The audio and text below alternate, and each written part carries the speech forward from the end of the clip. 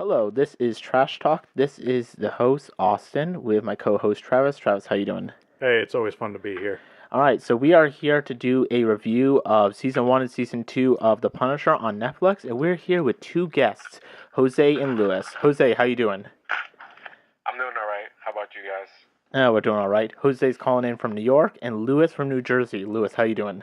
I'm doing fucking fantastic. So you guys have already started a little bit. We have as well. We're on our beginning of our third drinks. What have you guys been drinking, or what have you guys been up to prior to this? Well, I drink a 6-pack of Jack Daniels. Now I'm on my second John Daly's, about to be on my third. And I also have this nice half bottle of Southern Comfort, which I'm gonna polish off Nice, before we're done. nice. Jose? I have a full handle here of Fireball. I'm drinking that mix with some Coke. I also have my hookah lit. I mean, I don't think that really applies to anything, but I did take two hits of the G pen before we started, so I'm also like pretty high right now. Nice. That's fun. I'm glad you guys are having a good time already. All right, so... Jose, you're my hero. Yeah, you're great. All right, so in the tradition of the show, everyone take a strong drink or a shot of liqueur. I got my shot here, and yeah, Travis already took his drink, so everyone take a quick shot before we begin. Cheers, boys. Ugh. Yuck. It's been a while. Southern Comfort. Yeah, Southern Comfort's not too bad. All right, so before we begin, a couple of quick announcements before we start the show. On YouTube, our first Trash Talk Plays episode is out this Wednesday. In honor of this Punisher episode, Travis and I will be playing an old 1993 arcade Punisher game, and we'll be publishing that on YouTube, on the YouTube channel, Trash Talk Podcast. And also these episodes, the podcast, will be uploaded to Podbean and iTunes, so not just YouTube anymore. Also, we have a promotion for this new podcast I've been listening to called Games My Mom Found. Mike runs it, and Mike is going to be joining us on the podcast in a couple weeks on a Castlevania episode. And on his show, each week the guys take a dive into a retro game. Sometimes it's a great game, sometimes it's definitely not. And Mike runs it on Podbean and Libsyn, and you guys can check his show out there. Alright, so before we dive into The Punisher, we're going to do what we always do before we start the main theme of the episode, which is real news and fake news, where I give 4 outrageous but mostly true facts from movies, and one of the 4 is going to be fake, and you guys have to guess which one it is. So, the rules are, I'm going to give 4 facts, I'll ask you guys to comment, and afterwards you guys have to guess which one is the fake one. Any questions before we begin? No, I think I'm good. Alright. I'm all set. So, number 1. Warner Brothers, after the success of Aquaman, which made over $1 billion recently, they had decided to greenlit a spin-off. Not a sequel, but a spin-off. Not on Mera, or not on Black Manta or anyone, but on The Trench.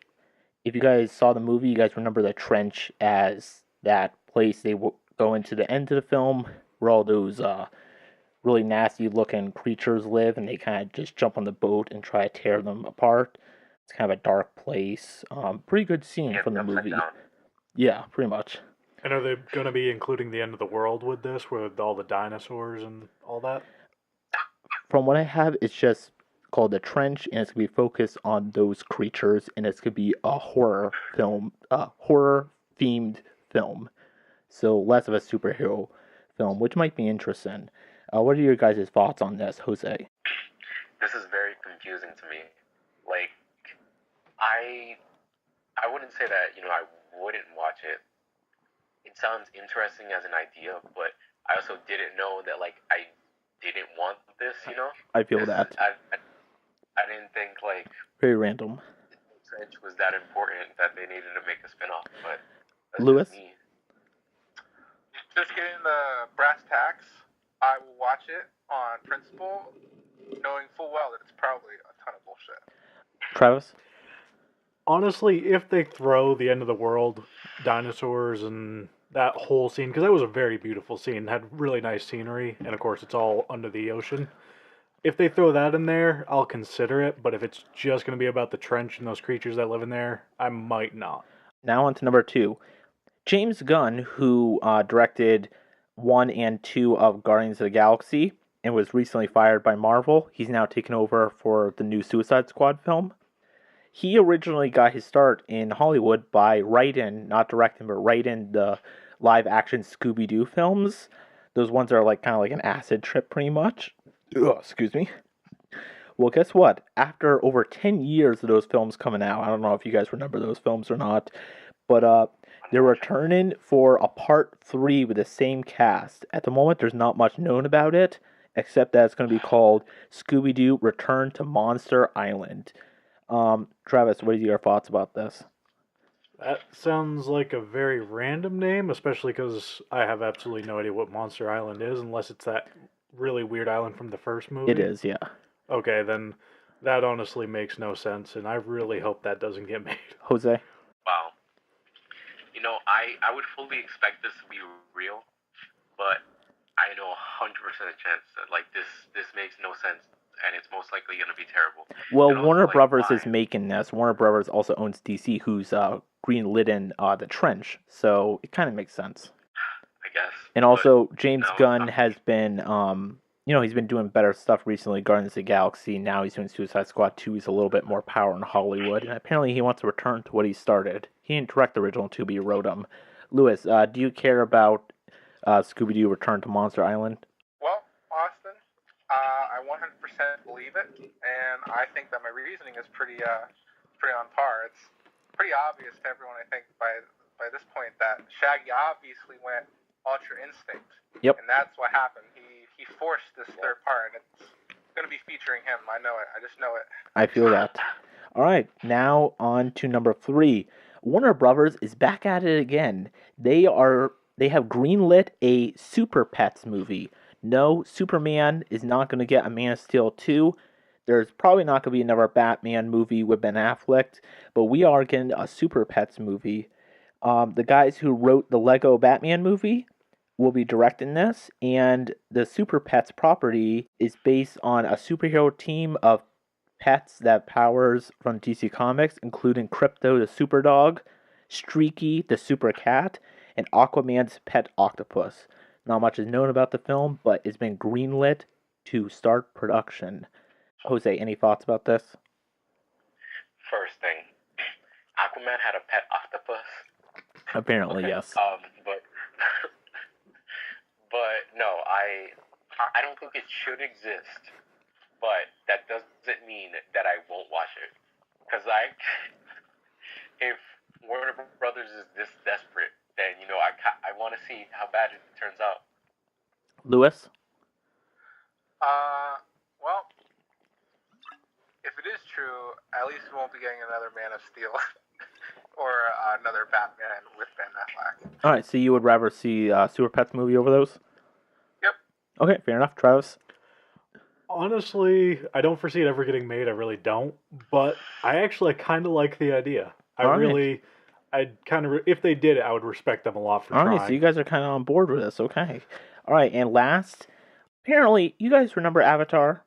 Yeah? Yep. Not Avatar Last Airbender, but that movie about the blue aliens. James Cameron's Avatar. Well, James Cameron is an insane man. And instead of making Terminator films or whatever properties he owns, he has been in the process of making 4 sequels to Avatar. They've already completed work on 2, and they're just waiting for Disney, who now owns Avatar after buying Fox, to greenlit the other 2. But this man is on a mission to make 4 more Avatar films. But that's not the big news. The big news is the names that apparently have been leaked. Here are the names of these Avatar films. The next one, and these all sound horrible. Alright, so first, Avatar, The Way of the Water. Avatar 3, The Seed Bearer, which sounds great. Avatar 4, The Tolkien Rider. The Token Rider? Tolkien. Oh. Tolkien Rider. and Avatar 5, The Quest for Iwa. I don't know what Iwa is, but apparently it's a quest for that. What are you guys' thoughts about these names, especially the brilliant name of Avatar 3, The Seed Bearer? Jose? I don't find any sense in this. I think that Avatar was good as it was, and it should have been a standalone. Like, I don't think a sequel is necessary, and definitely not 4. Goddamn. And yeah, I think all the names are terrible. I mean, I guess the Sea Bear might have something to do with them birthing another one of the blue people, I guess, but I don't know why they'd make a whole movie about that. Also, I don't know. I can't get behind this. All right, Travis, your thoughts on 4 movies being made and also the names? All right, honestly, with how much Avatar made, I could see them trying to make another 4 in order to, make a bit more. It sounds like a horrible idea, and the names do sound genuinely horrible. Lewis, and remember, guys, that when you aren't talking, try to drink when you can. Lewis, your thoughts on this? Well, I don't think the world can live through 4 more Avatar movies, if I'm being perfectly honest. Yeah, fair enough. All right, guys, so that was our real news and fake news section. Now the game is, you guys have to guess which one was the fake one. Here's how it works. We're going to go around. Everyone is going to guess what they thought was fake. If you guess right, I had to take your shot. If you guess wrong, you had to take a shot. Man, I hope I get it wrong. Yeah, I know, right? Feel free to take a shot at any point. Just announce it to the groups. We all know where we are. Let's start with Lewis. What did you think was the fake piece of news and why, quickly? All right, I'm going to go with James Cameron's 4 other Avatar movies. I just don't think he'll be able to live through 4 movies, like... He is pretty that's old. a lot of time and money. It is. Jose? I think it's a Super Pets. Like, I really can't imagine them really making a movie about just pets. We have like pets, but that's besides the point here. These are super what I mean? pets, though. Like, pets saving the world again. Okay. Travis, what do you think? I'm going to agree with Jose on this one. I'm going to go Super Pets. Okay. It does not sound believable. Yeah, no, fair enough. Well, all of you guys get ready to take a shot, because the fake news was James Gunn returning to make a live-action Scooby-Doo Part 3 Return to Monster Island. Warner Brothers is making the Trench film, and they are making a Super Pets movie. To what we all want or don't want. So crack open the bottles, pour yourself a shot, and yep, take it for a team. Here we go, boys. Cheers. Alright, so that was fun. Now on to the main topic of the week before we wrap up the show with our last segments, including Comic of the Week, Game of the Week, One Movie in a Show, Junk Mail, and Duke It Out and Puke It Out. This episode, we are talking about Punisher, the TV show, the Netflix show. Season 2 dropped, what was it, a couple weeks ago, Travis? Yeah, it was about 2 weeks ago, I'd say. Yeah. Most likely, sadly, this is going to be the last time we're going to see Punisher on Netflix since they're canceling all these shows. But we are here to talk about Season 1 and Season 2. Quickly, before we start talking about the show, I want everyone to talk about what they think about the Punisher generally as a character. If you, before the show, how you liked him or didn't like him as a character. Travis, what was your connection with the Punisher? Honestly, I've always loved his comics. I thought he was like one of my favorites out of the Marvel universe. The movies, I never really thought did him any justice, which of course we'll get into on a later date. But then when the show came out, they kind of redid a lot of stuff, and I genuinely like this new Punisher style that they're going with. Yeah, in the future, we will be doing an episode where we cover all 3 of the Punisher films. That is not today. It'll be a different point that we'll announce at a later date. Jose, what are your thoughts about the Punisher character? Yeah, I kind of agree with Travis that the comics, like, they really make him out to be like not like so sadistic and like kind of fucked up. And I mean, not like, I guess it's extreme, but point is like he's just some guy and like they fucked his life up, and like they really like show it in the comics. I think for the films, I don't know. Punisher Warzone is definitely awful, but I guess it really shows like what the Punisher is capable of as a person, which I think is what people needed to see. Like just a movie where he just like fucks people up. And in the series, I think it kind of does the opposite. I like the Netflix series the most because they look into the Punisher holistically as a character, like his complexities, being part of the military and then being betrayed, and now like this is how he deals with it. This is how he makes sure that everyone pays. Like it's holistic in its own way. Well said. Lewis, what are your thoughts about the character prior to the Netflix show? Well, I think it's pretty clear that Punisher is pretty much the baddest man alive. Like, It's true. he is one bad dude. I like what I've seen a couple of the movies, but this one's definitely dark and gritty, and it's easy to like really hold on to. So I appreciate the character in that sense. Okay. Yeah, fair enough. Yeah, Punisher, great character. So the first time we got to see Punisher, played by John Barenfall, which I believe we can all agree he did a great job with the character, right? Oh yeah, Shane Walsh, man, he's such a great dude. Yeah, no, this one of my favorite actors for this role right here. Not gonna lie. Yeah, no, he did a great job. So the first time he was introduced as a side character in Daredevil season 2. He was kind of a side story to the main story about the hand. He was kind of brought in, and to be honest, in my opinion, out of the three Daredevil seasons, season 2 is my least favorite. It kind of gets a little bit it's hard to follow, and the Hand aren't a very interesting villain organization. But every time the Punisher was in it, and sadly he wasn't in it enough, it was outstanding. They did such a great job of introducing him, and he worked so well with Daredevil and the rest of the cast. So I'm going to quickly talk about how he was used in that show. So, do you guys remember the Punisher when he was thrown into prison? And that was a great scene. They threw him into prison. Wilson Fisk unleashed all the prisoners, and he had to take them out all one by one in a hallway. Do you guys remember that scene, Jose? Yep. Yeah. Yeah, great scene. Also, another scene that popped out to me was the courtroom scene in Daredevil. Matt Murdock is defending him in court, trying to get him off because he's being labeled as a psychotic killer. And he's doing a very good job of trying to get him off. But then the Punisher kind of just butts in and says that basically, hey, I'm not crazy. I kill because it's what I'm good at, and I love doing it. Also, another great scene from that show is when the characters are on the rooftop.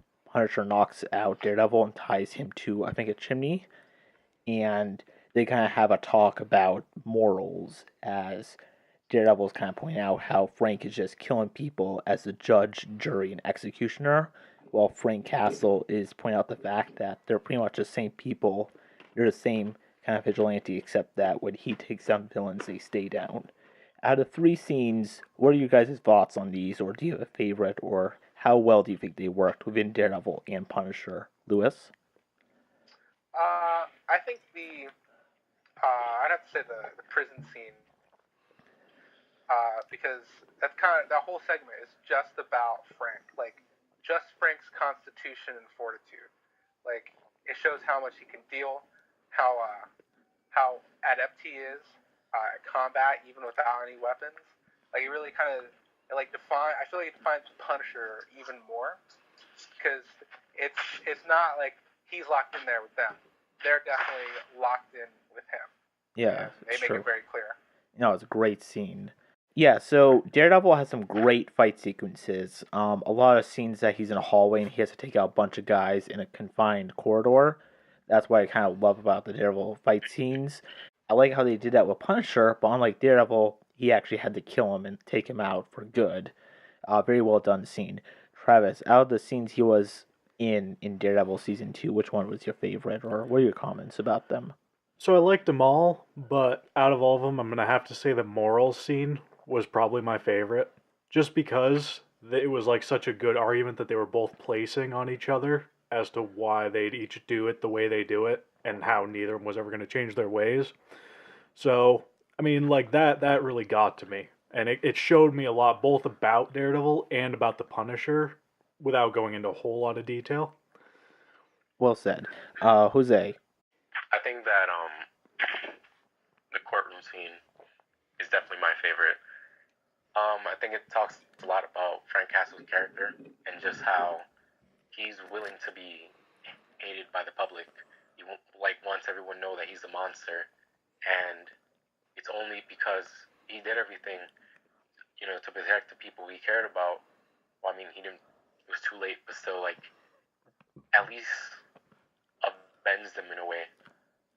Like, and even after all that, like, he just goes and instead, like, takes all this BS that he's gonna be faced with now, and how everyone's gonna. Yeah. I don't know. I just feel like he definitely was very humanized In that scene, in that yeah. scene. No, those are all amazing scenes. We're about to go into the actual show now. I feel like overall they did such an amazing job introducing him into Daredevil, and he was definitely the best part of that season for sure for me. We're now going into the show. We're at the 20-minute mark. It is time for everyone to take a shot. So pour up a shot and take one when you can. All right. All right, Let's go. let's do this, guys. Ugh.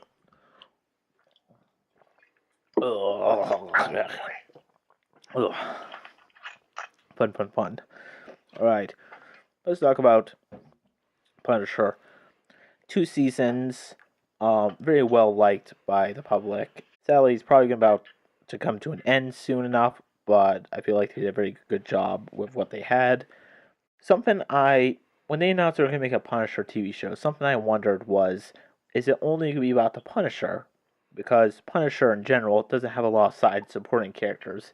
He's the main guy. He goes in, he takes them out, he leaves. He doesn't have a really big rogues gallery because he takes them out and they stay down.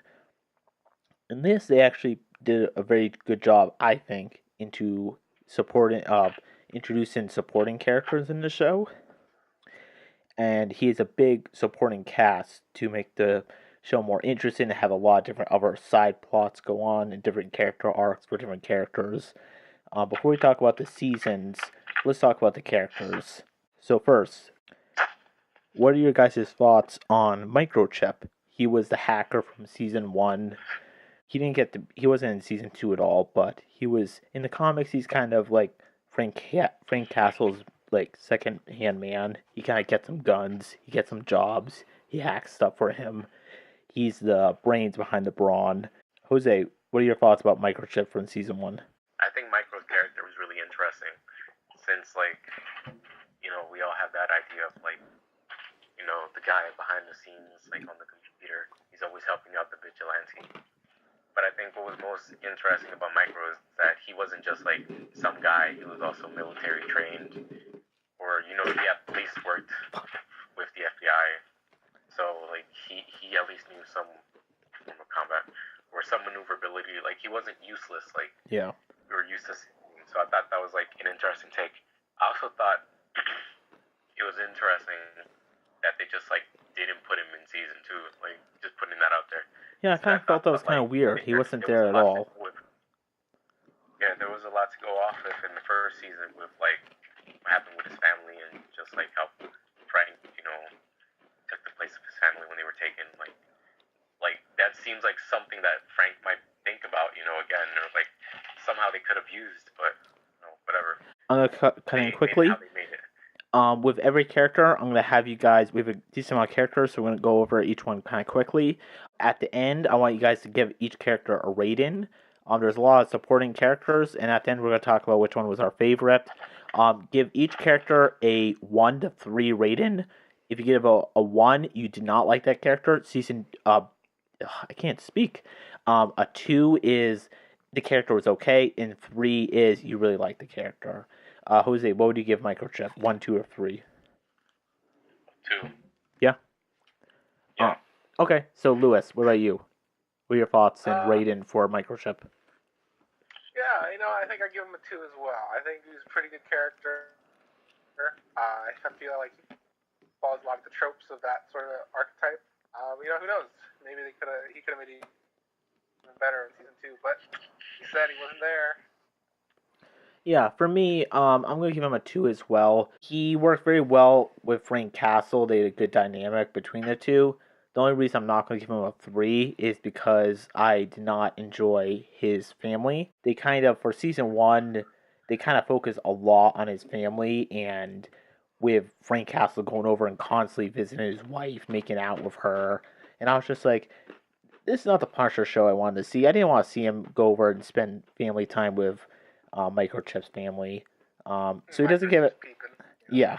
But overall, they did a pretty good job with his character. If he came back for a season 2, maybe I would give him a higher rating to see what more they could have done with his character. But overall, they did a pretty good job. Travis? I think for the arc that he had throughout the first season, I thought he was really good. I really liked Microchip, and I'm going to disagree with you. I did actually like his family. Because it kind of shows us that Frank, he wanted his family, of course. I mean, this is why he actually goes into being the Punisher. So by spending time with Microchip's family, it's showing us what he would have done had he had the opportunity to do it. That's a good way of putting it. I didn't think about it that way. Next character, we got Curtis. Curtis is the friend of Frank Castle. They went to war together with Billy Russo. Now he is crippled, and he kind of runs a therapy session. And he's more involved in season 2, trying to take down Billy Russo with Frank Castle. But he's kind of there for the Punisher if need be. I'm going to give him a 3. He wasn't used as much in season 1 as season 2, but he was always a bright spot. He's a great character in my book. What are your thoughts on Curtis, Lewis? I like Curtis. Curtis was like a real homie. Like he was like the only character in the whole show who's like got any real common sense. He's the only one who's like, man, I just want to go home. He's basically any of us were like in his position. Like. Jose, what are your thoughts about Curtis? Oh, I'm sorry, Lewis. What did you give Curtis as a rating for a supporting character? I'm gonna give Curtis a 3. Okay, cool. Jose? Yeah, I liked Curtis's character a lot because, I think, especially when we're first introduced to him in season 1, like, I guess he has a sense of, like, nobility or, like, I don't know, he cares for his fellow man because he's, like, trying to make sure that all these people, all these, like, former soldiers are all good. And, it's not like he's 100%, like, he doesn't have a leg. And I just think it's, like, very admirable from, like, our point of view, just, like, seeing, like, he's really trying to make sure that these people he went to war with, like, are as good as he's feeling. Yeah, agreed. Travis, your thoughts about Curtis? As you guys said, he was the bro at all times, so that's a good plus. And he was a good voice of reason, so I'll agree with all of you guys. I'm going to give him a 3 as well. Cool. Now we're going to move on to kind of the main villain of the show, sort of. And this is kind of a controversial supporting character, as there's a lot of people that will defend him as a great character, and a lot of people that will hate as him of either not being a good character or not being as good as they wanted him to be. So this is going to be an interesting topic to talk about. This is going to be Billy Russo, also known as Jigsaw. Kind of two different characters in season 1 and season 2, and I have my opinions on him, but I'm going to let you guys talk first. Travis, what are your thoughts about Billy Russo, also known as Jigsaw, one of Punisher's probably his main villain in the comics? So as far as the first season go, I thought he was great. As being a villain / friend at all times and having to play the 2 roles, I thought that was really good. When it got to the second season and they actually turned him into Jigsaw, I wound up actually hating the character. I'm not going to say I hated the character, but I strongly disliked it. Just because it was not the Jigsaw that I really wanted to see on screen. He wasn't quite as sadistic as I was hoping he was going to be. And, of course, he wasn't nearly as like fucked up, like just looking as I was expecting him to So be. you liked him more how they used him in Punisher Warzone, the movie. Jigsaw is the main villain in that. He was less of a mercenary and he was more of like a crime boss. Did you kind of like him in that more? That that was a good Jigsaw on its own, and I think they could have made Billy Russo into a good Jigsaw if they tried, but it didn't seem like they put enough effort into it. Okay. And So I'm gonna give him. If I'm gonna combine both seasons, I'll have to give him a 2. If I was just gonna use the second season, it'd be a dead 1. okay. And Jose, what about you? I'm kind of on the same wave as Travis on this. Like, I think that season 2, it was much more interesting because he was being deceitful, and like we weren't really sure, like, because I guess for people that like know the character, like we weren't sure, like, when is he gonna turn? Like, is he 100% with Frank right now, and he's gonna turn on him later? Like, no, they like gave it to us, like when we wanted it to. Like, we weren't sure, and I think his whole relationship with Madani in the first season, like, they just like made him be a character. Like, he was just who he wanted to be, and I don't think that like the same like worked out in the second season, since we like see him just be the villain. Like, that's just who he is. All of a sudden, like, there's no depth to him. So, I mean, my rating is right there with Travis. Like, I'd say it's 2, just Okay. because they gave him so much potential, and then like they used it all up too soon. Yeah. Okay. And Lewis, what do you think about Jigsaw? Yeah, I think I agree with the other two. I can't say I was a huge fan of Russo. In the first season, I kind of like some characters you can just like look at them and you already know they're the bad guy. You already know everything you need to know about them. That's how I felt about Billy Russo. I don't feel like there was enough depth, and to be honest with you, there's some parts I just didn't understand where they were going with them. Yeah. Season 2, I knew he was going to become Jigsaw, and I was looking forward to it. I was looking for that crazy motherfucker, But, like Travis said, I was expecting him to look way more gnarly, Like, someone with the name Jigsaw, he's got to have some, like, crazy mess of a face. But, I guess for it being like a drama on Netflix, I think they kind of have to make the character more humanized, you know what I mean? If I had to combine the two seasons, I would say I'd probably give Billy Russo a 2. Okay. I'm gonna be there right with you guys. I'm gonna give him a 2 as well. A little bit different from you guys. I actually liked him in season 2 more than season 1. That's just my personal opinion. I just thought that in season 1 he was just kind of like a douchebag. He was just like an ultra like masculine hot guy that banged the cop that he was kind of screwing over literally and figuratively. And I didn't see in season 1 how he really was a bad guy. He was just kind of like a mercenary. I didn't see what the big deal about him was. Maybe I wasn't following the story too much. In season 2, I was disappointed they didn't mangle up his face more for being Jigsaw. He was just a guy with scars. At some points, Punisher had as much scars on his face as Jigsaw did. That was kind of disappointing. But I like how in season 2 he actually got together a little army. He had an actual group of people that was kind of his like gang. So he kind of was a crime boss in a way. While in season 1 he was just a mercenary kind of. I didn't see how he really was a main villain in season 1. And I like how in season 2 he had amnesia. He couldn't really remember his past. And at those points that he was like, why my best friend, Frank Castle, why is he shooting me? Why would he do that to me? And also his relationship with the therapist was very interesting as well, trying to add more depth to his character. Towards the end of the season, it was kind of weird how he kind of started remembering everything. But I felt in season 2, especially at the end, spoilers, when he is killed, I actually kind of felt bad for him. Like the whole time, Frank Castle and everyone wants to kill him. But there was a point that I was like, this guy's just kind of like a mentally handicapped psycho, kind of. He doesn't remember his past, and he's kind of trying to make up for it, kind of not. But especially when he's on his deathbed, I felt bad for him. So I did like him more in season 2 than season 1.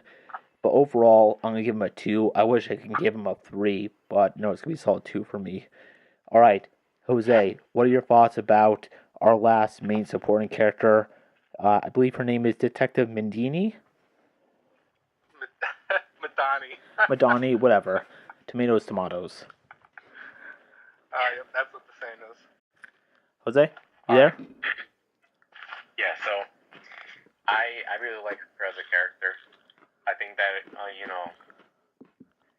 just from like the start, just like having her be an interesting like female role, um, female role in like a Netflix series, since I think they're usually like put to the side. But she was like the focus of the story. She was always the B plot, at least. So I liked her character a lot, not just because of that, but also just because like she's in she's going through a lot.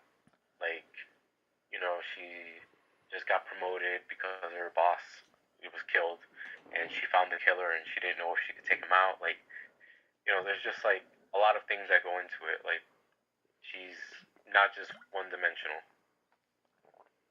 Yeah. What would we give her as rating? I'm gonna give her 2. No, Okay. I think she has her flaws still. I don't know if I could give her a 3. Okay. Lewis. I liked Agent Madani. I think she was a strong lead female role. She had a lot of great moments. Like Jose said, she wasn't like one-dimensional. Like she had many, many layers to her life, and I think it's interesting how much they kind of focus on her internal struggle of like doing her job, or like trying to figure out if Frank's way is the right way. You know what I mean? Yeah. Especially in season 2. Other than that, yeah, I think she was like a good character to have in Frank's circle. Sure. I think it brought a lot to the show. For the performance, I think I'm gonna have to go ahead and give Agent Madani a 3. Yeah, no, I can see that. Travis. I'm going to agree with Lewis on this one. That is going to be a 3 for me as well.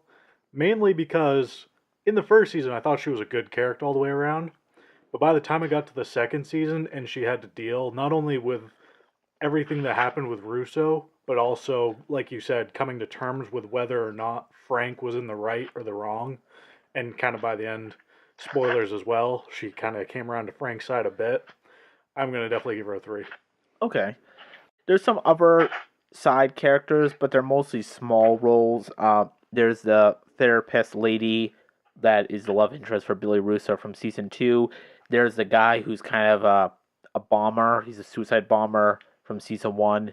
He's a military guy. He's in it for an arc. There are the military villains from season 1, as well as the religious church people from season 2. For supporting characters that aren't really the main supporting characters, everyone quickly list your favorite not main supporting character, Travis. As far as my favorites, I think between his kind of sidekick overall for the second season, the I forget her name now, but the young teenager. Oh my god. All right. So Yeah. I'm going to quickly go back. I can't believe I forgot 2 supporting characters that are very interesting. The girl that Frank is with the whole second season, that he's trying to protect her the whole season. And also, I can't believe I forgot about my favorite villain from Punisher, the Pilgrim, who's kind of the main villain from season 2, him and Billy Russo. Before we talk about supporting characters, I guess we can just tie this all in. Travis, talk about the girl Frank Castle's talking about. What am I talking about? Blah, blah, blah. Trying to protect in season 2, and the Pilgrim. So even though she was kind of like a tag-along sidekick for the Punisher, and she really, of course, didn't do any shooting throughout the season, honestly, I thought she was pretty good. Her story was pretty decent, and of course, she was very street smart. She was a con artist, so that helped her out a lot. Overall, I'm going to give her a 2, but I thought, like, overall, her character was very decent. As far as the Pilgrim goes, by far, so far, my favorite Punisher villain yet. Because, in a way, he almost matched the Punisher, like, hit for hit, except for, of course, he was doing things on a I guess you could call it a little bit more of an evil scale because he was willing to kill anybody, whether they were good or bad, as long as his family was safe and well taken care of. So I'm gonna give him a 3, and I thought he was awesome. Yeah, I agree with Travis. What's the girl's name? Is her name? Do you guys remember her name? Is Amy. Amy. At the beginning of the season, I kind of thought she was kind of annoying, kind of a brat, like a teenage brat. But as the season went along, she was much more interesting to me as she kind of grew as a character.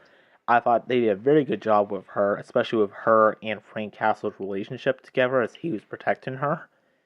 And as Travis said, the Pilgrim for me was the best. Great suit. The guy who plays him did a magnificent job. I couldn't imagine anyone else for the role. He did such a good job. And his character is very interesting too. He was a villain, a hitman, kind of like Billy Russo, but I actually cared about him because his wife was dying, his kids were kind of being held away from him, and I think at the end of season 2, his wife dies and he wasn't there for it as he was kind of going into a drunken state. And I really felt bad for the character. I'm actually kind of glad he actually survived through it. I really love the Pilgrim, so I'm going to give him and Amy a 3. Lewis, what are your thoughts about those two characters? Well, I guess I'll start with Amy. I don't think that season 2 could have happened without the character Amy for a number of reasons. One being that Amy is kind of like the defining factor in season 2 that adds this degree of character development to Frank, because now that you've introduced Amy, this character that's kind of following him around, and they kind of build a relationship. Now you have this layer to Frank where we haven't seen him with that relationship before. You know what I'm saying? And there's kind of like a kinship between them. And I think that was a really cool thing that they added. And Amy as a character, she was really witty, she was cunning, and she had a lot of street smart, like you guys said. And her character definitely had growth throughout the season. You know, you could like actively see it as she's like learning things from Frank, and you know, she's beginning to trust him more, and they're beginning to trust each other more, and we see a different side to both the characters, which I think was just like really great.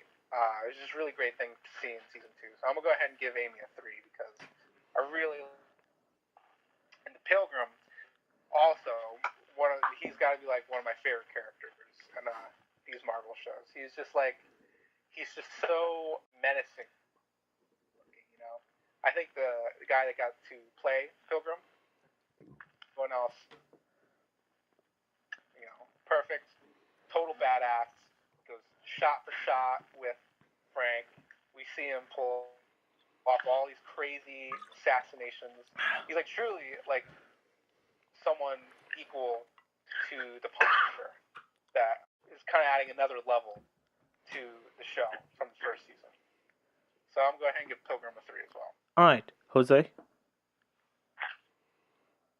Yeah, so I think with Amy's character, like I agree entirely with Lewis. I was gonna say the same thing, that like the second season couldn't have happened without her. And I think it's just because, you know, at the start, like Frank Castle like isn't interesting anymore because he doesn't have like anyone that he has to protect. Like, how is he gonna be the Punisher? You know, he like needs some sort of relationship, and I think she was perfect for it. Like, she had him grow and he had her grow, and they really needed each other. Like, they couldn't have been one without the other. So I definitely think that Amy, I'll give her a 3 for sure. Okay, cool. The Pilgrim. Yeah.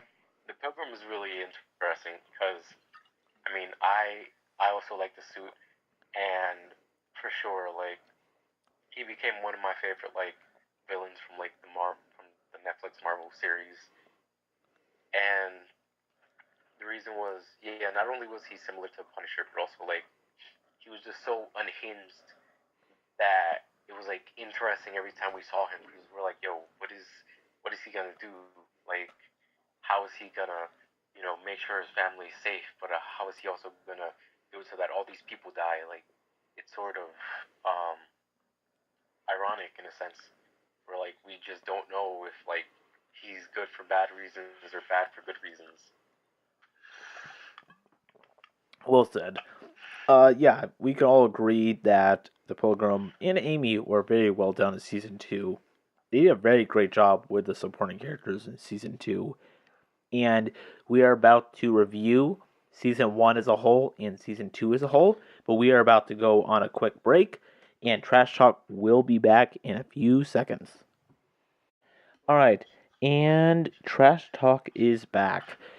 Before we go into the reviews of season 1 and season 2 of The Punisher, I forgot to go over the supporting characters that aren't really the main supporting characters, but are side supporting characters, such as Agent Orange, who is kind of the main villain from season 1 besides Billy Russo, the church couple, the old church couple from season 2, the bomber guy from season 1 that blows himself up, the therapist lady from season 2, the cop, the male cop from season 1 2, or is he just season 2? I think He's he's just season 2. Agent Mahoney. yeah, he's just season 2, but he's also in Daredevil. Okay. And there's probably other side supporting characters I'm forgetting about, either villains or characters that come in and out. No. Also, Karen from Daredevil, she comes in for a small arc in season 1, and for season 2, she comes in for an episode. So we're all going to go around quickly, and I'll name our favorite side supporting character. Travis, we're going to start with you.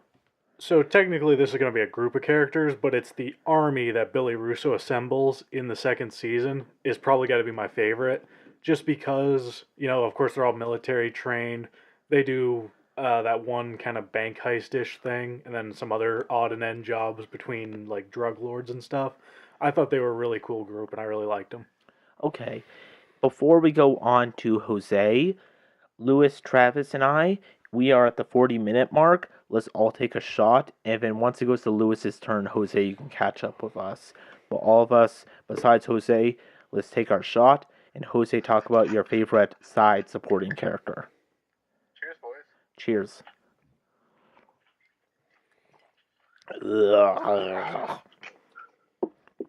Jose? Alright, cool. Making sure you guys are ready. Alright, I think it was, the soldier that blew himself up in the first season. Just because, like, prior to, there were definitely things about his character that we could, like, tell that it wasn't going to end well. And it was just, like, a downhill spiral for him. And I think it was interesting that even though he was, like, a supporting character, like, it was still very important to a handful of characters, like Curtis and Frank.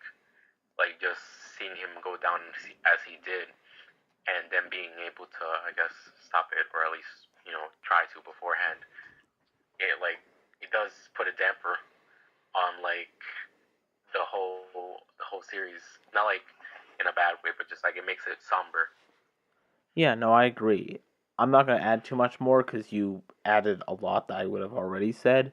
But the bomber guy from season 1 was one of my favorite. He's definitely a veteran who has problems going on, but that kind of made him more interesting as a character for me. So he was my favorite side supporting character. Lewis, talk about your favorite character. I'm going to say my favorite character is probably Agent Mahoney. Just because, Oh, yeah.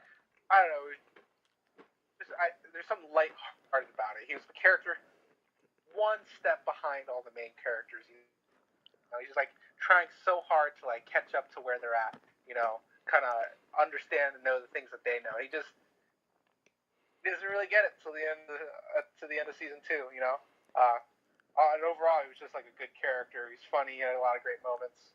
And he's been in a couple of the other Marvel shows, so I'm going to go ahead and say Agent Mahoney's my favorite. Yeah, no, he's very, very good. Now, let's go into the reviews of Season 1 Season 2. Overall, they did a very good job, in my opinion, for both of them.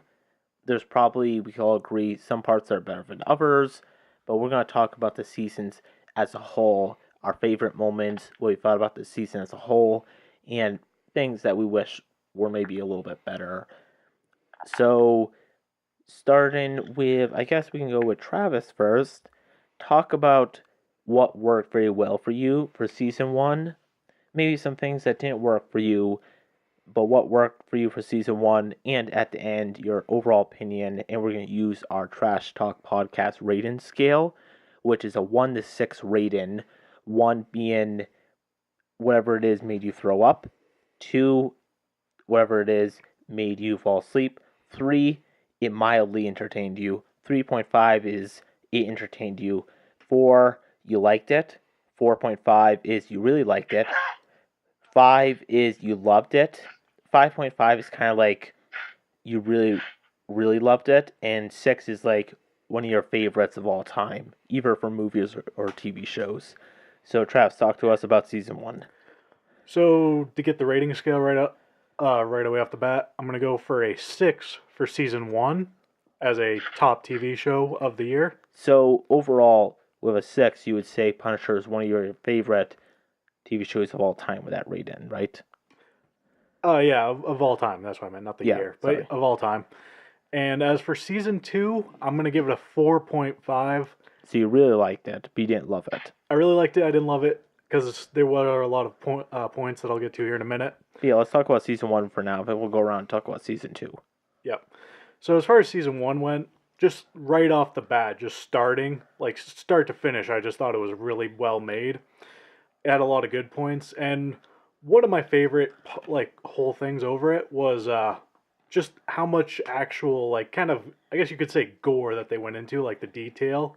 In particular, one of my favorite scenes was the eye gouging scene for Agent 14, as you said, kind of one of the secondary main villains of season 1. I thought his name was Agent Orange. That's what I said. You said Agent 14. Oh, Agent Orange. Wait, what did Travis say, Jose? He said Agent 14. I'm very sorry. I meant Agent Orange. It's okay. I don't know where I came up with Agent 14. Okay. But the eye gouging scene was one of my favorites. And like that whole scene in general, the whole fight scene with the gun battle, the hand-to-hand combat, and then that at the very end, all of that was really good. And there was a lot of character build-up for everyone, including Russo, Frank, and even Microchip. So overall, I really, really loved that season. Okay, yeah. Let's go to Jose. So talk about season 1, what worked for you, maybe what didn't work for you, and your overall rating on our 1 to 6 Trash Talk podcast rating for season 1. Jose. Alright, I'm gonna do the same thing that Travis did. I'm gonna just give the score away off the bat. And I definitely think that first season was more like a 4.5 for me. Okay, so you really liked it, but you didn't love it. Yeah. Okay, cool. I really liked it. You know, it was like, I wouldn't say it was painful, but I guess it was a little tedious to rewatch the first season. Simply because, like, you know, there's like moments where the show is like so slow that like I'm like, am I still watching The Punisher? Like, there's all these like situations where he's like, oh, you know, I gotta go save this person or that person, and you know, I expected it, even though like he had a really human character, like I expected it to be more like, oh, you know, he's gonna go and take out these guys. Like, I didn't expect there to be like any hostage situation or like stuff where it's just like it made us really feel for the series and I guess specific characters. It just like wasn't what I expected fully. Yeah, so I'm gonna hop on that and agree with you, Jose. And we all have our own opinions here, and whatever your opinion is totally fine. This rating is based on what you think, but I'm also in your same boat that I liked personally season 2 better. Season 1 for me, when I watched it, was a bit slow at points. It might have been because maybe there was a less budget or whatever, but there was less action scenes for me. And I felt during season 1 at least, until season 2, that the action scenes weren't as good as, say, Daredevil's. Not just Daredevil's in general, but Daredevil's Punisher fight scene with him in the prison. I felt like not really anything except maybe the last fight in Punisher really compared to that. The last couple of episodes of Punisher season 1 were really good, including what Travis was saying when he fought the whole group of mercenaries breaking into his hideout and killing Agent Orange. And then at the end of season 1 where he destroys Jigsaw and just bashes his face against the glass and tears his face up. Those were all very good.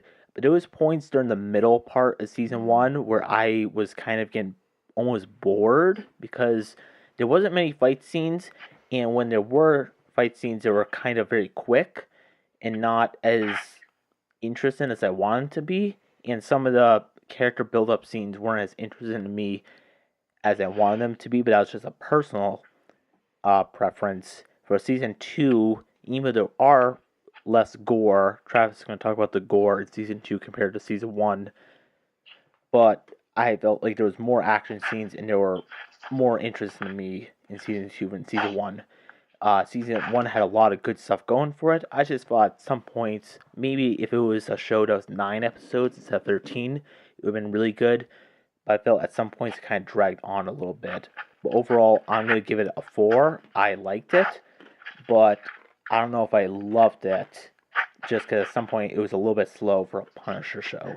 Lewis, what is your thoughts on season 1? Season 1, I'm going to give a 4.5. Okay. I like the Punisher. Of the Marvel series that they have on Netflix, I think Punisher might be what I like the most. It's really gritty, dark. A lot of good moments with Frank. We get a lot of the Punisher and the Punisher's backstory.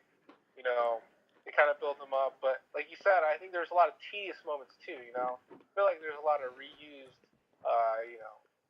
content there. You know what I'm saying? Other than that, though, I think all the characters are pretty good. Billy Russo again was like a character that kind of held it back for me. So I'm just gonna give it a 4.5. Okay, you really liked it. Alright, great. We gave our rating. Overall, they did very well, and some of us liked it more than others, but overall, we all liked it. Especially much more than like shows like Iron Fist or the DC shows maybe on CW, even though some of them are pretty good. But Punisher Season 1 did pretty good setting up. But let's talk about Season 1 and if we liked it more or less than Season 1. Let's talk Season 2. Jose, what is your opinion and eventual rating for Season 2 compared to Season 1? What worked, what didn't work? I feel like season 2 more, and I think a lot of that had to do with just like what you were saying, there was much more action, and I think the fact that they took out Microchip and added a new character and a new villain, it was just like everything was a lot more fresh. Like we had to see Frank Castle not necessarily do it again, but do it in a deeper level, not only with his newfound ally, but with the villain as well. Go through it and see maybe his crusade, it might be good, but at the same time if he's not doing it for anything, what does it mean? Even though they still had Jigsaw in the show, I think that definitely the fact that the Pilgrim was there strengthened the season a lot because it gave us someone new and someone who Frank Castle compared to a lot more than Jigsaw, even though Jigsaw was formerly one of his friends. They weren't really alike at the end of the day, when it came to the first season. And yeah, I just think that it just brought a new depth, and my rating I think is gonna be a 5.5. Okay, nice. So I'm not gonna add too much to that because you kind of said a lot of things I would have said, but I also agree that season 2 had more fight scenes, but also some of which were just really well done. Even from the first episode. The first episode, we have Frank Castle beat up all those mercenaries in the bathroom while trying to protect Amy. Very well done. And just almost every episode had a good fight scene. If that is Pilgrim and his men trying to shoot up the police station, or Agent Madani versus the therapist, or just all the fight scenes, Pilgrim versus Frank Castle versus Billy Russo's men throughout the season. Overall, I felt the fight scenes were better in season 2, and just for me, the drama and the story behind it was more. Maybe I just didn't understand the plot as much in season 1, but it was easier for me to follow the plot in season 2 more. Personally, I like Billy Russo's use in season 2 more. Some people might disagree with that. But overall, I thought season 2, I was definitely excited for each episode, and I thought he did a very good job with season 2, so I'm going to definitely give it a 5.5 I really loved it. Very well done. Well, both seasons were very good. Travis, I know we're gonna talk about. You're gonna talk about the gore. Talk about the gore and also your thoughts on season 2 as a whole. Um, so I of course already gave my rating of a 4.5 for this season. One of my biggest letdowns, honestly, because I had a lot of hope at the very end of season one, was Jigsaw, and when he came out and was introduced, at least for me, just one of the biggest letdowns that I had. Hmm. Um, I will agree with you that there were a lot more fight scenes, and of course they were, as any fight scene, very well done for most of the Netflix shows.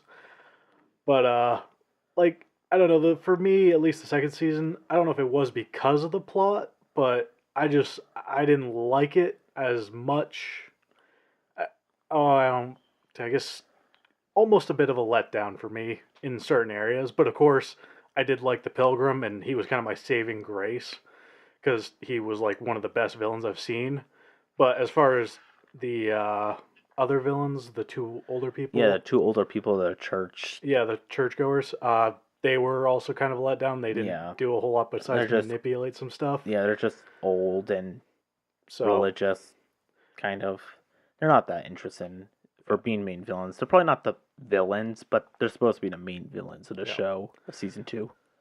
honestly, like had they kept going with kind of the Frank versus the Pilgrim like throughout the whole season, and kind of left Jigsaw out of it a bit more, I think I would have liked it a bit more. Maybe given it a 5.5 as a rating, but yeah, overall, not my favorite. Okay, so Travis gives it a 4.5. He really liked it, but he didn't love it.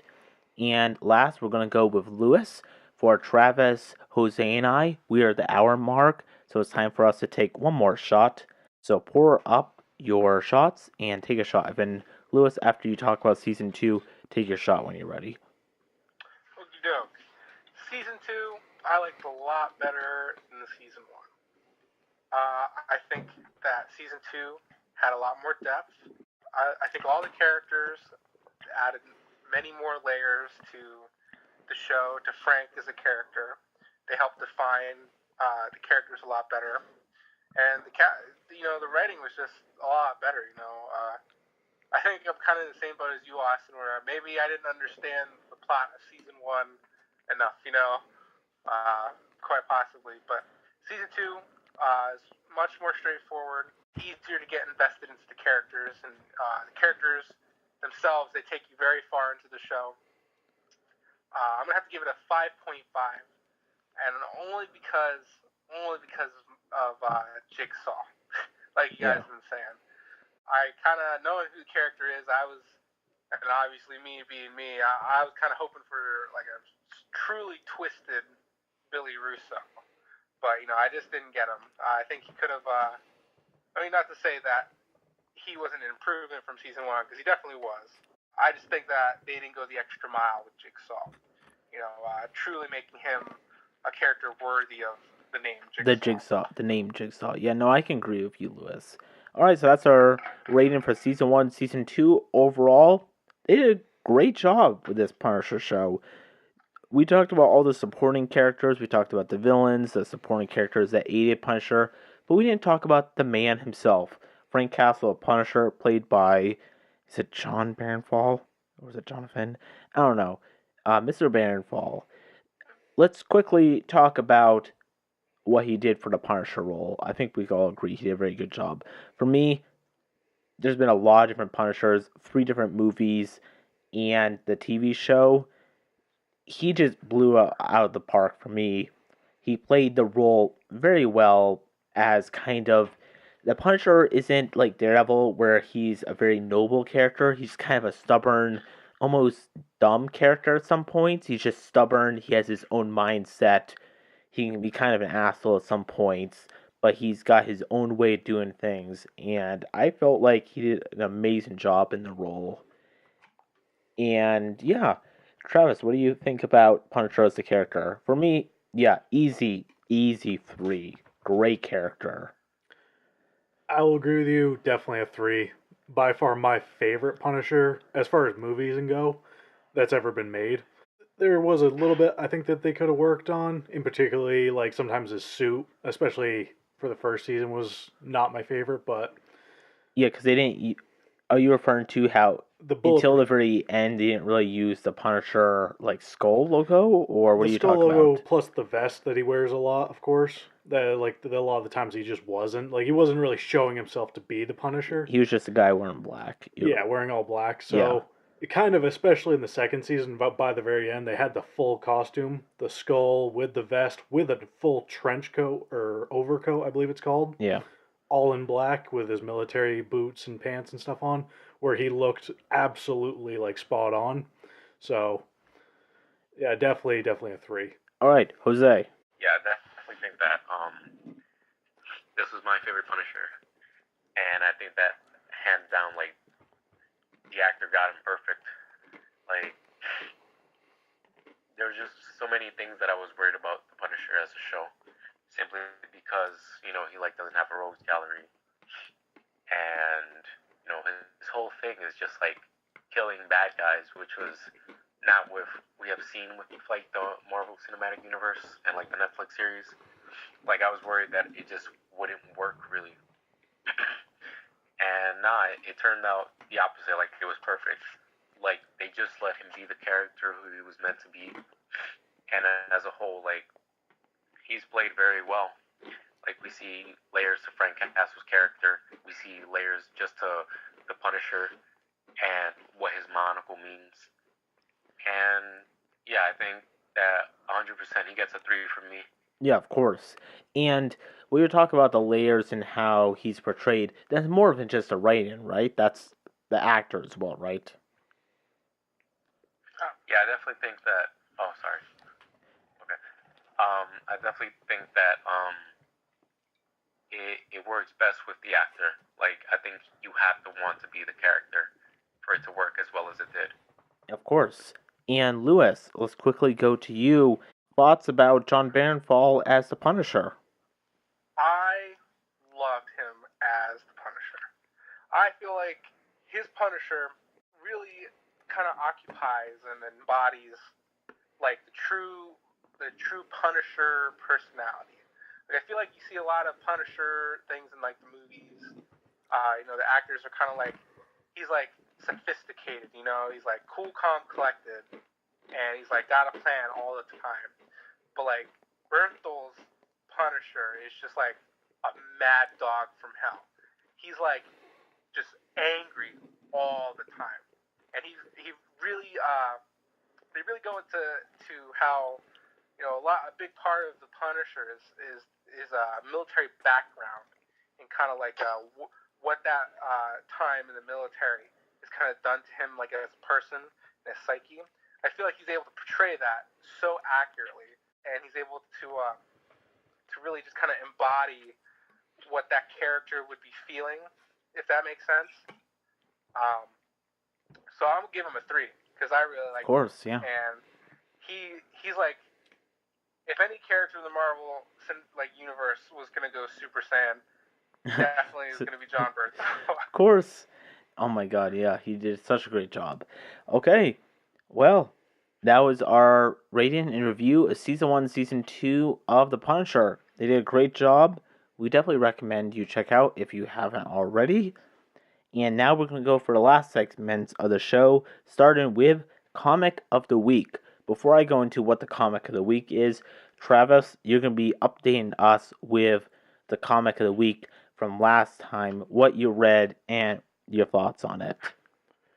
So I believe the comic you recommended last time was Deadpool Kills the Marvel Universe, which I had read previously to you recommending it, and it is an incredible comic. I recommend anybody who wants to check it out, anybody who loves Deadpool, because it shows you what Deadpool would be capable of if they took every single filter off and like give him no limitations to what he has the ability, who he has the ability to kill. Exactly, and the name kind of sells it, but the story is simply enough that the whole comic run, it's a short read, but Deadpool literally kills everyone in the Marvel Universe. Well, one of the Marvel universes. One of them. Not the main one. Not the main one.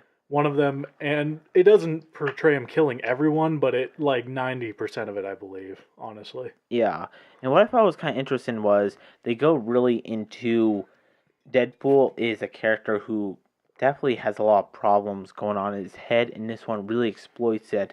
Even though it's kind of humorous, it goes less into the humor and more into the dark humor that is Deadpool and what would happen if he was unleashed on the Marvel Universe. And it's very interesting how he comes up with different ways to kill off big characters, right? Yeah, especially like some of the unkillable ones, like Wolverine and his family, and I believe there was The Avengers, he kills off Hulk.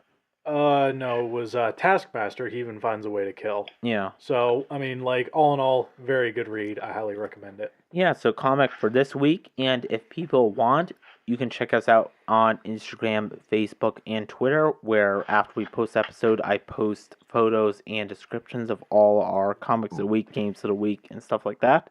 But the comic of this week is Punisher Welcome Home, which is a great read, probably one of my favorites for a Punisher comic. Very well illustrated. Even though it's a decent sized book, every time I've read it, I've been able to do it in one read because it's so engrossing. There's multiple different storylines going on. The Punisher is going after a crime family, but this time they bring in the Russian to take care of him. But there's also a subplot of different vigilantes that inspire to be like him.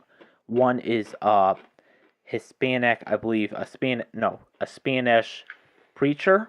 One is a very rich vigilante who wants to kill any middle class or even lower class citizen that goes into his neighborhood, and one is a lower class man who kills people of the upper class. All these vigilantes are inspired by the Punisher and go on their own killing sprees inspired by him, and they all gang up together to try to get Frank Castle to join them as they're all inspired by him. And that's all wrapped up pretty well at the end of the comic. But there's also a side story of two detectives of them trying to figure out who this Punisher guy is and is he really the villain or is he not. But for Punisher, there's a great story of him going up against his crime family and him trying to survive against them and the Russian character. And a lot of stuff that happens in this is very inspired by movies or TV shows. For example, it inspires. For Daredevil, when he's tied up in season 2 against a chimney and a gun is taped to his hand as he's given the option to either shoot Frank Castle as he's about to kill someone or not. That comes from this comic, Punisher Welcome Home, and also how Punisher lives in a house with a kind of junkie, a very shy woman, and a really fat guy. That is all used in The Punisher, I think it's 2004 movie. That is all used as well as the Russian coming in and trying to beat up Frank Castle as his neighbors come in and try to help him. That is all used in that movie, and that's probably the best parts of that movie because it's all inspired by this comic. Travis, until next time, I definitely recommend you trying out Punisher Welcome Home.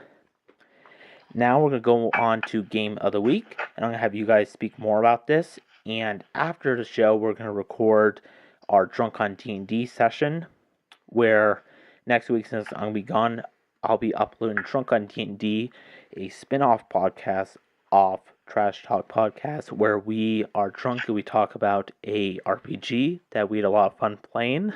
And this week, the game of the week is Blades in the Dark. We'll be talking about this more in Drunk on D&D, but Jose and Lewis quickly talk about Blades in the Dark, starting with Jose. Blades in the Dark, I guess, is like, it's unique in its own way, just because we made the game function because it plays, I guess, a lot like D&D in a sense, but not necessarily in the way that most people think. Like, it's simple and you're just here trying to just find a job to, complete your ultimate mission. I don't know. And what is the game of the show? What am I talking about? Words. What are you in this world, and what is the purpose of the game? Alright, Blades in the Dark. We are, I forgot what our So, was specific. I'll go over it quickly. Blaze and Dark, you play as either cultists, you could play as enforcers, you basically play as a gang. You could play as assassins in a kind of steampunk, old Victorian world.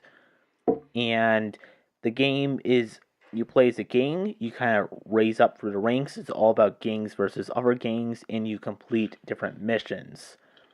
It's a game by John Harper, who's made other great RPGs, but this is probably his most famous one. This was 100% kickstarted, and to this day, it's doing very, very well. In college, we played this game a lot while I was at work. I would invite you guys over, and we'd play it for a long time. We'll talk about this more on Drunk on D&D, which you guys can check out next week. But let's go on to one movie and a show, where we all recommend one movie or a show, and you have to check out one of those by the next time we all get together and do a podcast together. If you recommend a show, and if you choose to watch that show, you can choose up to watch only up to half that show, either because there's a lot of episodes and you don't have time to watch half of it, or if you get halfway and you decide you're not really into the show, you can decide to stop there. You don't have to watch the whole first season. If you choose to watch a movie, you have to watch the whole movie. So, does anyone want to start with a recommendation for one movie and a show?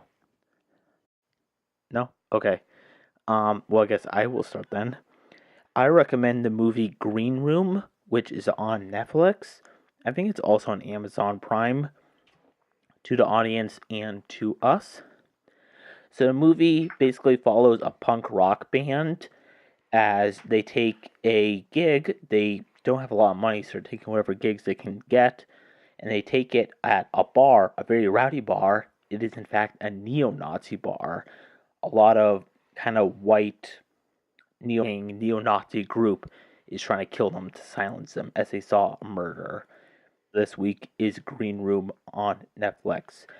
Travis, do you have anything for us? Season. It's about a drug addict who is also a consultant, missions in a way, and also has to cope with his drug addiction at the same time. So it's kind of an interesting premise, and it's a show that I really like. So, And where can people find this? That one is going to be on Netflix. And is it live action or is it animated? That is going to be live action. Okay. So, Jose, Lewis, do you guys have anything for us? Yeah, I think I'm going to go ahead and recommend the show Norseman on Netflix. Norseman is a really funny show. It's basically a parody of like that show Vikings, kind of like archetype characters from like Vikings from Game of Thrones, that sort of story, and totally just twists it into like something really funny. And how many seasons of that show are there? There's only 2 seasons. Okay. Yeah, I think they're continuing work on that. I saw a trailer for that a while ago. I haven't gotten a chance to see it, but it looked very funny. Jose, do you have anything for us? You know what's funny? I was gonna recommend Vikings, but I mean, I guess if Lewis already recommended a parody. Well, you can recommend that if you wish. Well, yeah, I think that Vikings is like a show that people should try and get into. Simply because I started watching it, I don't know how many seasons ago, but the whole reason I was watching it was just because Game of Thrones was, between seasons.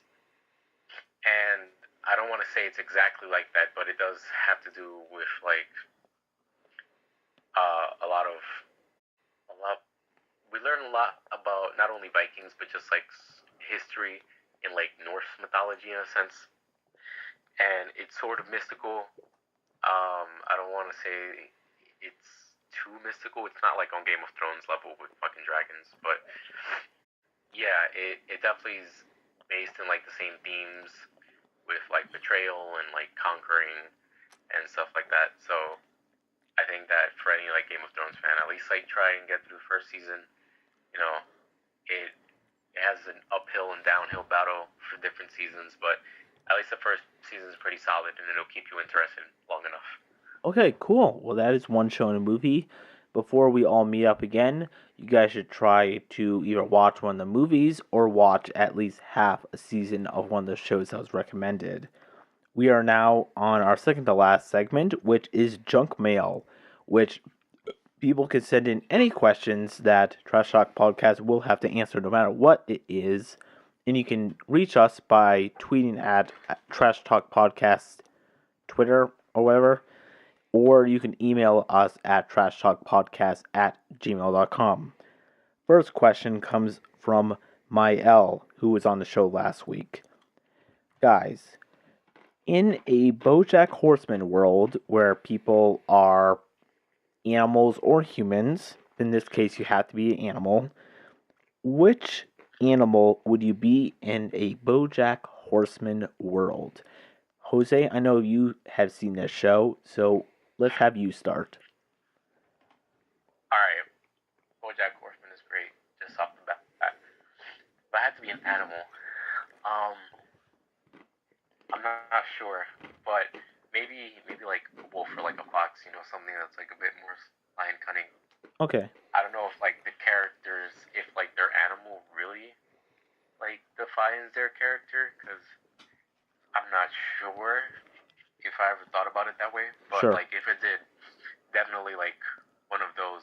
I think that definitely as a person, like I try and be into my own thing, and like sometimes I let my own business leak out, but Yeah.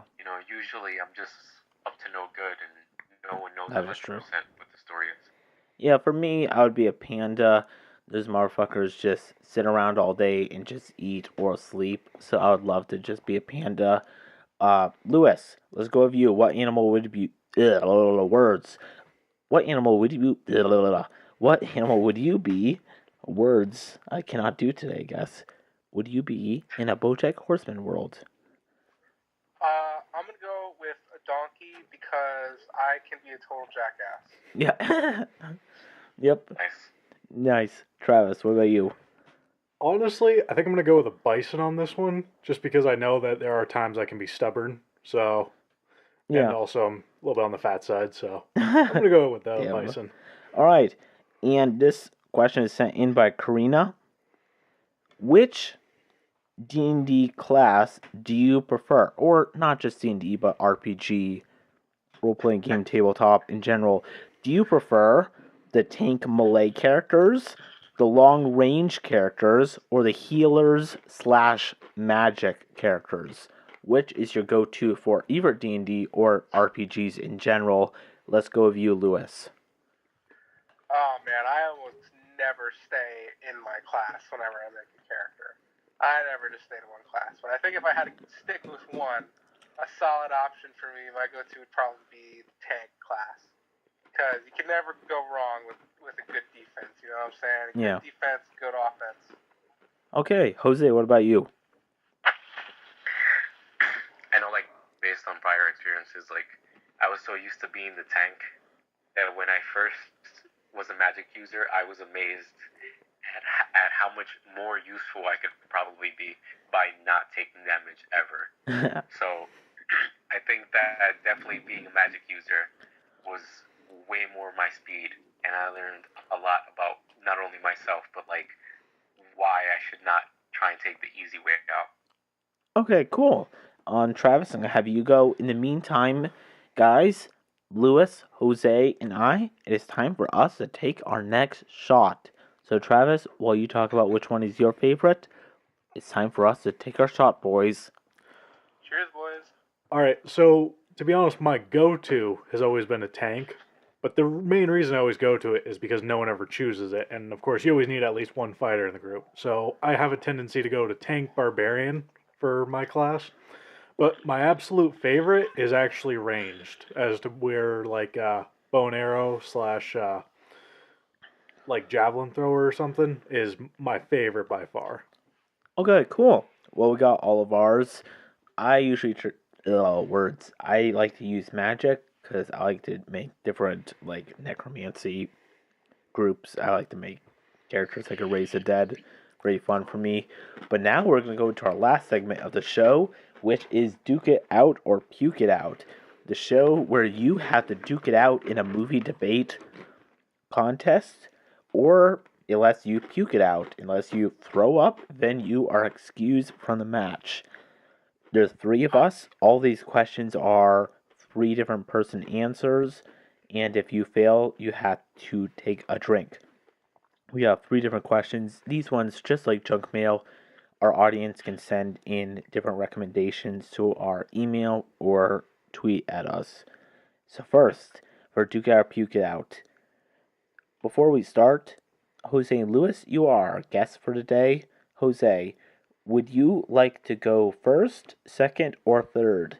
The difference is that if you go first, you can get your first pick out of the way. You can take it before anyone else does. But by going last, you can get the final word in. What would you like to go? I want to go second. You would like to go second? Lewis, Lucky. would you like to go first or third? I don't know. I guess I'll go first. You like to go first? Okay. Travis, you are going third for our first question, and we're going to rotate with each one.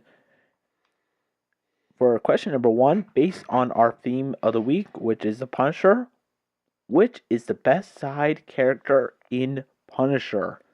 Lewis, talk to us. Give us 2 seconds. We're going to bring up our stopwatch. You have 30 seconds to be open, and once we go back to you, you'll have 15 seconds. But we're going to first start with your 30-second opener. I will start the clock when you start speaking. And this is about this is season 1 and season 2, right? Ivor, yeah. Okay. I'm gonna go with Agent Madani. Okay, go. She, even though she's kind of like one of the main characters, she's also a good side character because she's able to give a thrust in like the progression of the story. In both seasons, a lot of the events that happen can't occur without certain decisions that Madani makes. And for that reason, I think that she's probably the most important side character. And time. Okay, good work, Lewis. Now we're going with you, Jose. You are second. Who is the best side character besides what Lewis said for Punisher? Alright. I'm going to say that it was actually Agent Mahoney. Oh, And my go. reason being that just the fact that he was present not only in The Punisher and just like in, I forgot what other Netflix show, but just the fact that he kind of brings things together, and we always are reminded that like there's these human characters that may not be at the forefront for one character story, but they're still trying to at least like make sure that not only vigilantes stay in check, but they're also And protecting people stop. the best they can. Good work. Travis, who do you want for your pick? So as far as the secondary character, I am actually going to go with Curtis. Okay, good pick. And go when you're ready. So Curtis, even though, as we said before, he didn't have a very strong start to the first season, by the time we got to the second season, he was there for Frank every step of the way as his friend and as his voice of reason when he really needed it. And he even did eventually come around to Frank's side at the very end in a couple instances. So, like, he was an all-around very well-made character, and just his change and his depth, I thought was incredible. And stop. Okay, good work, guys. We'll go on to question 2. At the end, I'll reveal who was the winner. Question number 2. This comes from Mael. Question number 2 is, and we're going to be starting with Jose on this one. Would you rather live in a BoJack Horseman world where people are humans or animals, a Game of Thrones world, or a Matrix world? Jose, we're going to start with you. Okay, so I think that I'd rather live in a BoJack Horseman world. And why? Simply because it just seems like the most normal out of all of them. Like, ironically enough, even though there's like animal people And it just seems like being in a world with Game of Thrones, it's very likely that I'll be just fodder at some point for this war that's been going on between all these kingdoms. So I think I'll pass. And as for the Matrix, it's like there's so much complexities to And it. Like, stop. are we real or not? Okay, Travis, you get the second pick. Would you rather be in a Game of Thrones world or a Matrix world? So for me, it is going to be Matrix. And my one reason for wanting to be in the Matrix is because once you figure out, if you have the ability to figure out that you are in some sort of virtual reality and you have the ability to change it, reality can become whatever you really want it to be at the end of the day. Of course, you can make bullets go right through you. You can jump off a building and survive. Like, literally, reality can become anything, and that is a really cool concept in my mind. And stop. Lewis, why would it be the best to live in a Game of Thrones world? Well, Austin, if I'm going to be perfectly honest with you, is because if I lived in a Game of Thrones world, I would definitely be the king of the undead. Like, let's be honest. I would have killed off every motherfucker in the world and would have just had an entire army of the undead. That's the type of world I want to live in. Zombie world. Okay. And stop. Alright, good. And last question before I give our winner. Who would you rather punch in the face? Would you rather punch Joffrey from Game of Thrones? Young Anakin Skywalker from Star Wars A Phantom Menace? Or Jar Jar Binks, also from Star Wars A Phantom Menace? Travis, we're going to be starting with you. So for me, it is going to be Joffrey. Because just from the very start at Game of Thrones, he starts off as an evil little prick, and he simply just gets worse and worse and worse. To the, like, honestly, I'd rather just, like, bash his face in with a rock so you just can't see it anymore. That's how, like, terrible he gets. And, like, honestly, like, I mean, no one really liked him, except for maybe his mom. But there's not a single other character in the whole show that really liked him, so I think a lot of people would agree with me. And stop. And Jose, between Jar Jar Binks and young Anakin Skywalker, who would you rather punch in the face? Alright, this is easy. It's definitely gonna be Jar Jar. Okay, why? Like, I think that as a character, he was just so unnecessary and annoying. Like, there's no reason to like him. Sure, Joffrey was bad. Like, okay. But it's just like Jar Jar, he wasn't, and he was just so useless that he only took away from the story. And it was just awful every time he was on screen because we didn't know what the fuck he was saying. That's it. That's all I got. Okay. Lewis, you All right, have let's see. young Anakin Skywalker. Why would you want to punch him in the face? Well, I think I would punch a young Anakin Skywalker in the face so that I could throw a wrench in the entire Star Wars timeline and just, like, get up to Darth Vader quicker, just, like, start some beef with the young Anakin, like, really make him hate his life. Now, I'll just bully that kid, make him turn into a Sith Lord way before he's supposed to, and then, who knows, maybe he'll just actually take over the entire universe. And stop. Okay. You guys all did very, very good. Overall, I'm going to give the slight win. Last week, Travis was our loser on the fight against Mael, but this week, Travis was our winner. Between you, Lewis, and Jose, I can't decide who was last place because you guys were very close. Overall, this was our closest match. Everyone did very, very good. So if you guys want, neither of you guys have to take a shot, but just take a quick swig of your beer, or if you want to do a half a shot, that's fine. Nah, let's just take shots. Alright, we're doing shots. Word. Okay, so take your shot and let's move on. Okay, so that was the end of the episode. And thank you everyone for listening in. This is Trash Talk Podcast. You can find us on YouTube where we upload movie review clips or Trash Talk Let's Play, where we get drunk and play different video games. Travis and I will be recording an episode of that later.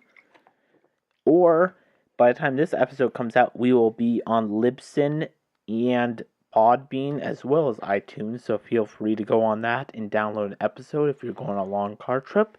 Take a listen to our episode.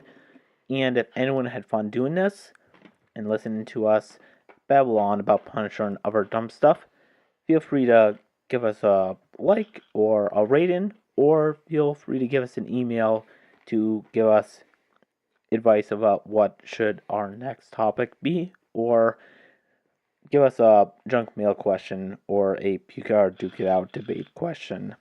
My name is Austin. Once again, Travis is my co-host. Travis, once again, thank you for coming here. Hey, I really like him being here, and of course, Jose and Lewis, really good company, so. Jose, thank you once again for coming in. Do you have fun being here? I always have fun with you guys.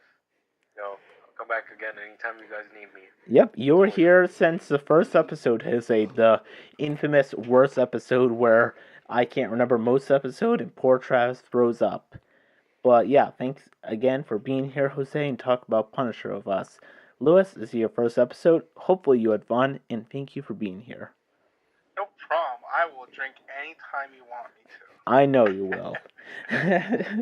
But yeah, thanks again, audience, for listening in, and thanks to my co-host and our guest stars of the week. And this is Austin signing off with Trash Talk Podcast. Everyone, have fun. Please drink if you can, and have a good night.